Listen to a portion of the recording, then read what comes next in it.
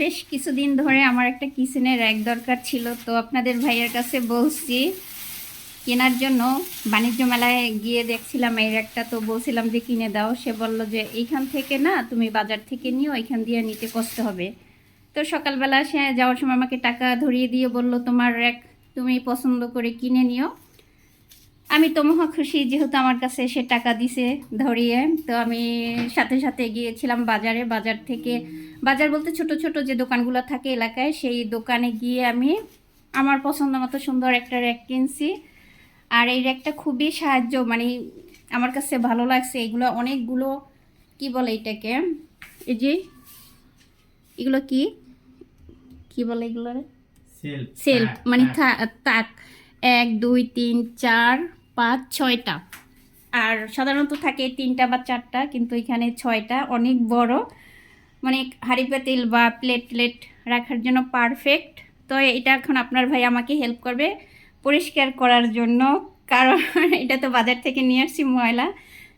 সেইটা পরিষ্কার করতে থাক, আর আমি তার পছন্দ মতো এখানে মোগলাই বানাবো। মোগলাই বানানোর জন্য আমি আটা বা ময়দা কিছু সময়ের জন্য মেখে রেখে দিব। আর আমার হাতের মোগলাই আপনাদের ভাইয়ের খুব খুব পছন্দ, সেই জন্য ওইদিকে সে আমাকে ওইটা ধোয়ার জন্য হেল্প করবে, মানে পরিষ্কার করার জন্য, যেহেতু এটা দোকানে ছিল ময়লা পড়ছে।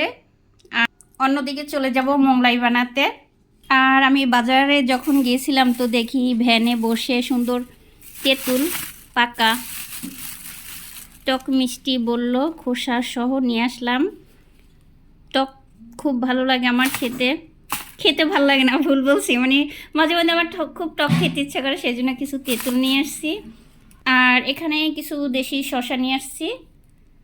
তো আমি এখন চলে যাব রান্না করতে, মানে রান্না করতে বলতে নাস্তা বানাতে। এখানে আমি পেঁয়াজ, কাঁচামরিচ, ধনেপাতার সাথে লবণ দিয়ে একটু মেখে নিব।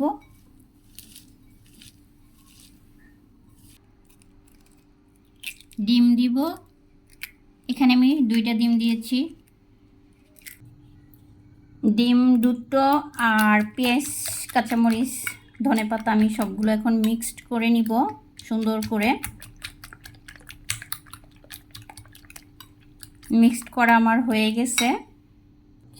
আর হ্যাঁ, আমি বলতে ভুলে গিয়েছিলাম, আমি এখানে অল্প পরিমাণে বিট লবণ ব্যবহার করছি। লবণের সাথে একটু বিট লবণ দিয়েছি টেস্ট বাড়ানোর জন্য। এদিকে আমি তেল গরম হওয়ার জন্য কড়াই বসিয়ে দিয়েছি, ফ্রাই প্যান। তেল গরম হতে থাক, ততক্ষণে আমি রুটি বেলে নিব মোগলাইয়ের জন্য।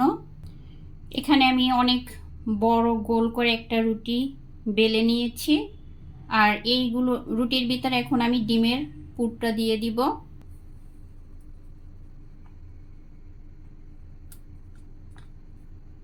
বেশ সুন্দর করে হয়ে গেল, একটু চেপে চেপে দিতে হবে।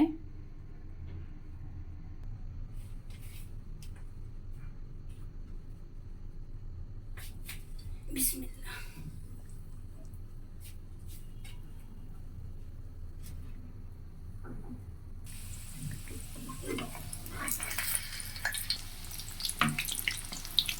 এক পাশ উল্টে দিলাম। ব্যাস হয়ে গেল গরম গরম মোগলাই।